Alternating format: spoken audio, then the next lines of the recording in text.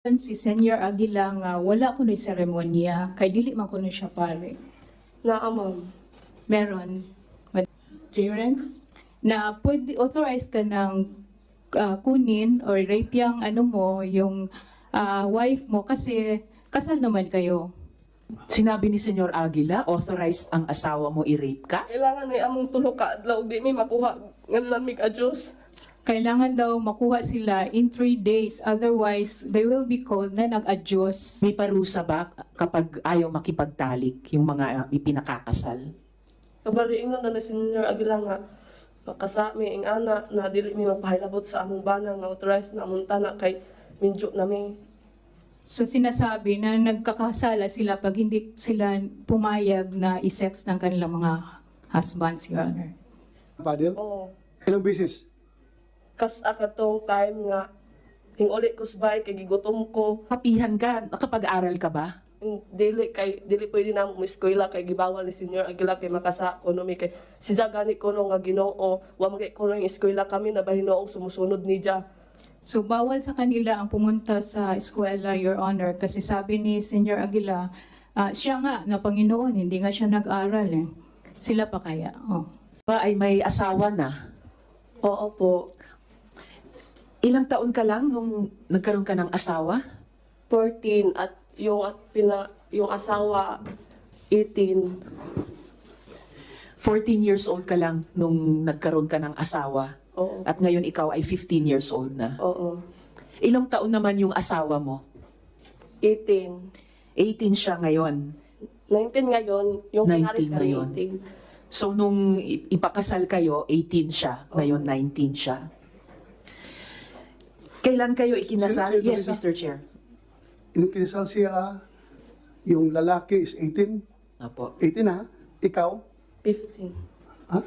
15. 15 siya noon, Mr. Chair. Please continue. Opo. Tapos ngayon, si Elias Jane ay 15 ka ngayon? Tama ba? So 14 ka nung ikinasal, ipinakasal. Okay po. Kailan ka ikinasal, Jane? At ayun, so ikinasal ka last year at 14 years old ka noon, last year. Yung asawa mo ba ay nobyo mo muna? Hindi ko po siya kilala. Hindi mo kilala. So, paano siya yung naging asawa mo?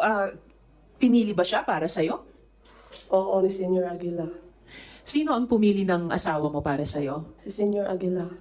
Si Senyor Aguila. Ngayon, Jane, ang sabi ni Senyor Aguila at ni Mr. Mamerto Galanida sa kanilang mga interviews, wala naman daw child marriage sa kapihan.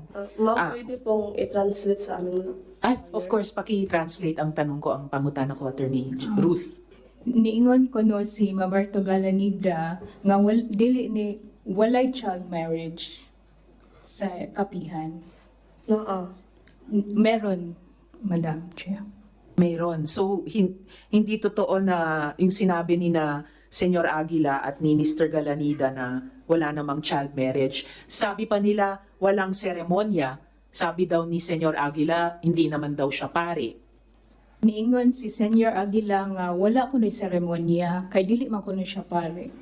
Naa, ma'am. Meron, Madam Senator. May seremonya. Yes, Mr. Chair. Unsa man ang seremonya gihimo? Giunsa man paghimo? Paano ginawa ang seremonya? Primero, ipatawag ang mga sekretary sa... Ipakiangat ang microphone doon sa baba. Okay. Ipatawag ang sekretary, ipalista ang mga dagag ulitaw, ang mga body 12 pataas, ang mga laki 18 pataas. Hinja, ipatawag ni jag mga body laki dito sa kubo-kubo na among mo idang ko ana magpakasal. Dito ipalinya body laki. Moingon si Senior Aguila nga, ikaw body, ikaw laki kamo. Moingon si Jada, pagkahuman ana, dili man mi maka kay ingnon man mi nilang Janet Ahok sila nga makasa mi og mobalibad kay Ginoo nagay kuno nang ni Paris. Sinong Ahok? Ano pangalan? Janet Ahok. Ha? Janet Ahok. Janet Ahok. Merong... Okay. Sige. Tapos, continue. Pagkahuman sa pagkaminjo na mo paulion mi Kay pahibaw among nanay, among ginikanan nga naminjo nami, magpakuha mig ninang og ninong, pagkahuman na magsayal mi, diya magdamig buwak, magbaktas. Sandali sandali. Mukhang Senator Risa, hirap yung stenographer natin, hindi maka-cope up. Hinahinay lang ha, hinahinay ka lang storya, tapos attorney, please translate to Tagalog para ma-record ha. Yes, Your Honor. Sige, hinahinay lang. Sige. Okay. Please continue. Yung sinabi niya na, sabi niya na unang step daw is ipapatawag yung mga secretaries, tapos ililista kung sino ang mga single na lalaki at single na babae. Tapos ang age ng mga babae ay 12 pataas, habang sa lalaki is 18 pataas. Tapos si Senyor Aguila, ang niya.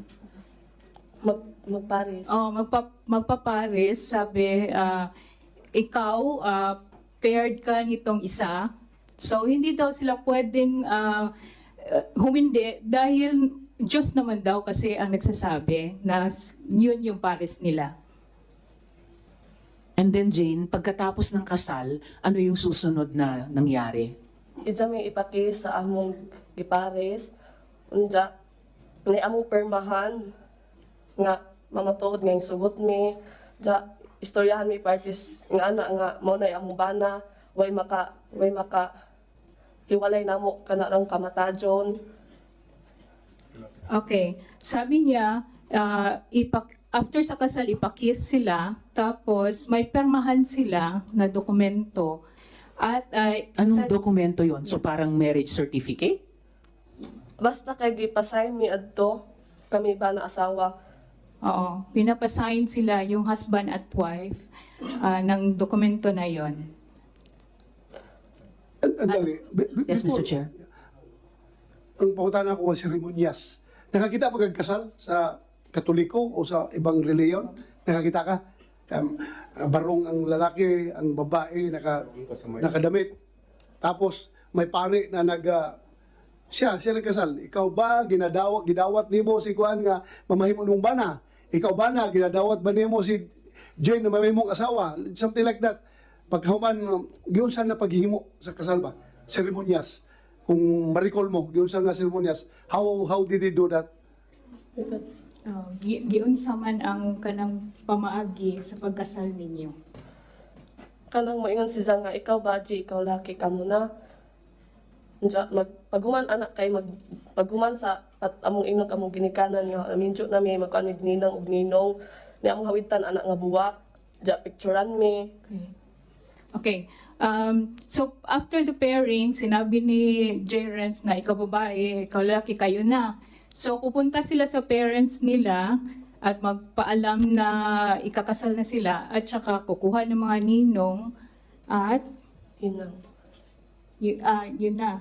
Pagkahuman anak minjo ni Ja, pagkaugma ipatawag mi kay Yun pala, Honorable Chair. Prenuptial yun. Prenuptial Oo, yun. yung sinabi niya na magdadala ng flower at pupunta dun sa seremonya. And then? pagkahuman sa among kasal kailangan magdog mi ana pauli. Sunod pagkaugma ipatawag tanan ijang giminjo, diyan na himuon nga counseling nga moingon sila nga kailangan imo na nang kwaon na imong asawa kay authorized na nimong kwaon kay minjo naman mo. So, after sa kasal, kailangan silang magsiping. At sinabi daw ni Jerence na pwede authorized ka ng kunin or rape yung yung wife mo kasi kasal naman kayo. Sinabi ni Senyor Aguila, authorized ang asawa mo i-rape ka? Kailangan ni among tulo ka adlaw di mi makuha ngan mig adjust. Kailangan daw makuha sila in 3 days. Otherwise, they will be called na nag-adyos. Ano yung... Sige, mamaya gusto ko itanong, Mr. Chair, ano ba yung adjust na yan? Pero ituloy mo muna, Jane. Ano yung susunod na pangyayari? Kasi sinabi ni Senyor Aguila, sinasabi, authorized yung mga asawa i-rape Opo. kayo. Senator Risa, sandali lang Yes, ha. Mr. Chair. Andito ba parents mo? Nasaan ang parents mo ngayon? Hanggang nanay tas Ha?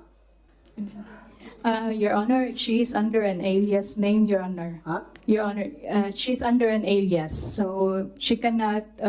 Okay, okay. Pero andito yung mother, father niya? Wala, wala. Yung nanay mo, nandun pa sa kapihan. Yes, Your Honor. Klaruin ko lang kasi gusto ko rin kusapin yung parents kung andito. We cannot divulge the name of the parents, Your Honor. Kaya nga, sige lang, huwag lang i-divulge. Basta ako, gusto ko lang either executive session or gusto ko makausap. So meaning, Jane, pumayag yung parents mo na ikasal ka. Okay, musugot na ka na mag-among mga parents tungod kay mamay among balaod ni Senior Aguila kay makasa kami sa langit. Oo, kasi yun daw ang laws to be able to go to heaven, Your Honor. Yung parents mo, pumayag, ikasal ka, 14 years old. Pumayag siya. 14 years old ka nung kinasal ka, di ba? Anong klaseng parents yun? Bahagi po yun, Mr. Chair, ng mga iniuutos ni Senyor Aguila. Please continue, Senator Risa. Salamat kaayo, Mr. Chair. So, ano yung sumunod na nangyari, Jane, pagkatapos ng seremonya, pagkatapos ng sinabihan kayo ni Senyor Aguila na authorized kayong i-rape ng mga asawa niyo? Unsay nahitabo pagkahuman gingon ni Senyor Aguila nga authorized na ang inyong mga bana nga i-rape mo. Unsay nahitabo human? Gipaulit naman mi adto pagkahuman nila counseling. Pinauwi sila after the counseling, Your Honor. Tapos ganun yung laman ng counseling, yung ganung klaseng authorization. Tapos Jane, maliban dun sa asawa mo, meron pang ibang tao na nagtangkang makipagtalik sa'yo o nagparating na gustong makipagtalik sa'yo. Oo. Sino yung taong yun? Senior Aguila. Tapos, yes, Mr. Chair. nakapagtalik kayo? Ha? Iyak ko yung sugod. Wala, hindi nangyari. Hindi siya pumayag, Your Honor. Hindi ka pumayag. Mabuti hindi ka pinilit. Sige kog ingon-ingon na dyan nga. Sige, Ha? sugot na diha kay bis kay ingon na nang kuan kay Ginoo na nang ingon nimo jadi paghapon ka pero di mo gajud ko. Palagi siyang kinukulit, Your Honor, na mag-consent na pero ayaw niya. Kasi sabi daw, Panginoon na yung ano sa'yo, nag-ask ba? Oh. Sige. Salamat kayo, Mr. Chair. Kanina, Jane, binanggit mo yung adyos. No? Ano ba yung adyos na yan? May parusa ba kapag ayaw makipagtalik yung mga ipinakakasal? Kabali ingon na ni Senior Aguila nga makasa mi ing ana na dili mi magpahilabot sa among bana nga authorized na among tanak kay minjo na mi. So sinasabi na nagkakasala sila pag hindi sila pumayag na isex ng kanilang mga husbands, Your Honor. Yun na yung adyos? Ano yung epekto kapag sinabing ang ginawa mo ay adyos? Anong mangyayari sa'yo? Kasi may tabo ko, ingnon mo nga, nag-adjust ka. Kanang matawag og adjust nang maglikay-likay kay imong bana di ka magpahilabot. Munay adjust sa amo. Kung giingnan ka nga, nag-adjust ka, unsa may tabuan na nimo.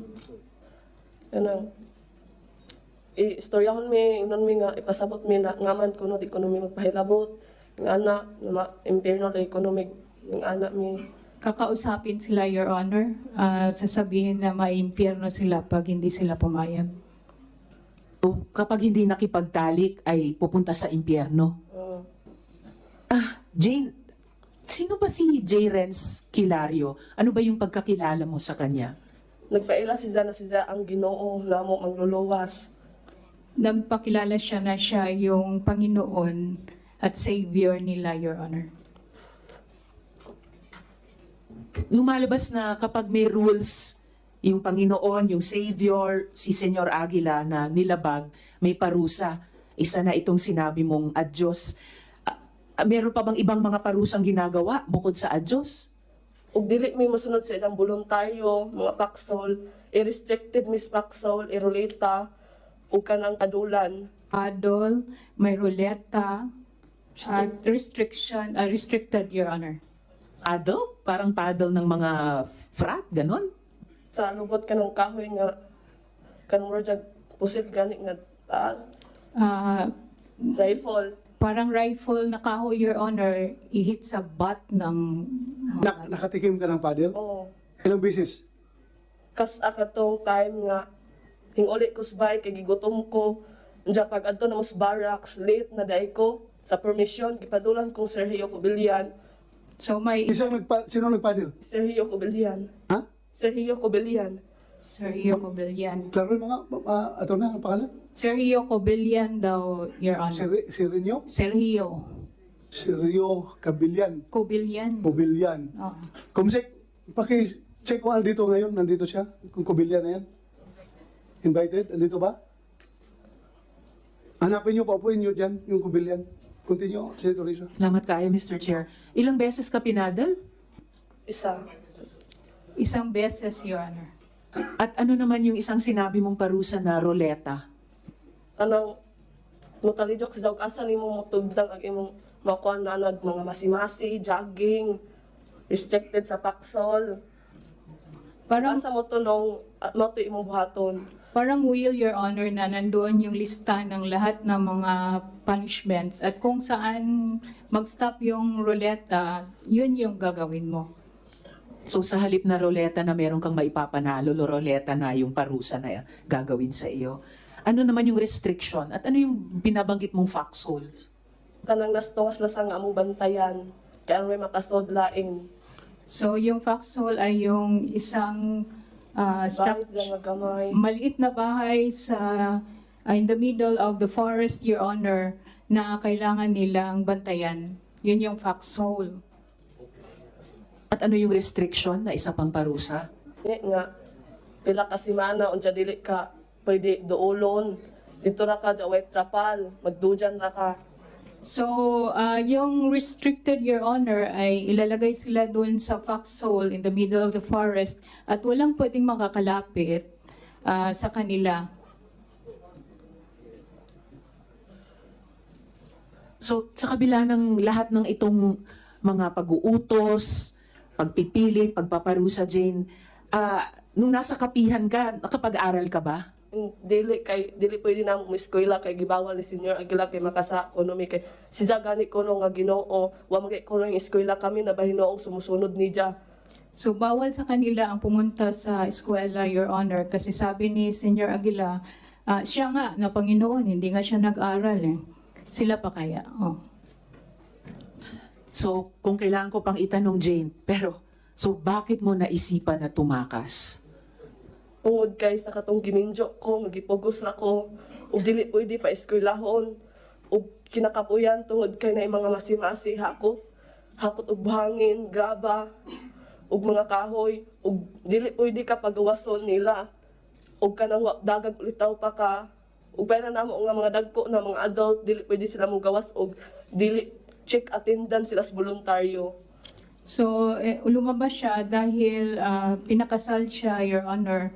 At saka pagod na daw siya sa dami ng kanilang ginagawa at hindi sila allowed na mag-eskwela, Your Honor. Kahit ako, Jane, adult, napapagod din ako marinig lahat nung pinagdaanan mo. Ano pa kaya ikaw, no, na bata pa hanggang sa ngayon.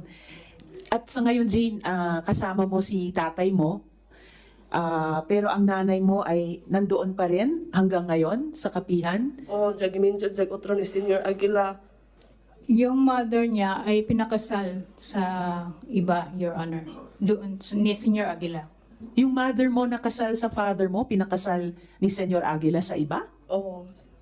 Paano mo nalaman na pinakasal siya sa iba? Katong pag-praglit-lit na mo progressing, nga gipatawag si nanay o katong laki. May flag raising sila doon, Your Honor, na pinatawag yung nanay niya at yung bagong husband niya, yung lalaki. Kay dili ko no pwede o dili mi pares kay di ko no ikasaka sa arka ni Noe. Hindi daw pwede na walang pares dahil hindi sila makakapasok sa arka ni Noah. Knowing. Hindi pwedeng walang kapares dahil pag walang kapares, hindi maililigtas. So dapat, parang yung mga hayop sa arko ni Noah, dapat pares-pares. Okay. Well, dagang salamat, Jane. Ha? Baka mamaya may mga tanong pa sa iyo. Pero ngayon pa lang, maraming salamat sa pagsasalita mo sa amin. Alang-alang sa sarili mo at sa ibang mga bata pa na tumakas at yung mga maraming bata pa na nando doon. Dagan salamat eh. Jane, Hindi ko ma-imagine. Jane? Yes, Mr. Chair. yung lahat, tanan gipanulti ni mo diri karon wala nagtudlo kanimo ni ana. Uy, ako, Tinuod na nga ikaw ray ako mismo yung doon nila to. wala nagtudlo ha. Oo, kaya gusto mo. Lahat ng sinasabi mo ngayon, walang nagtuturo sa iyo na sabihin mo yan. Wala. Lahat yan base sa iyong personal experience. Dili man ko kasubay o buya na agihan. Hindi ako makapagsabi, Your Honor, kung hindi ko nadaanan. Okay. Thank you, Jane. Salamat.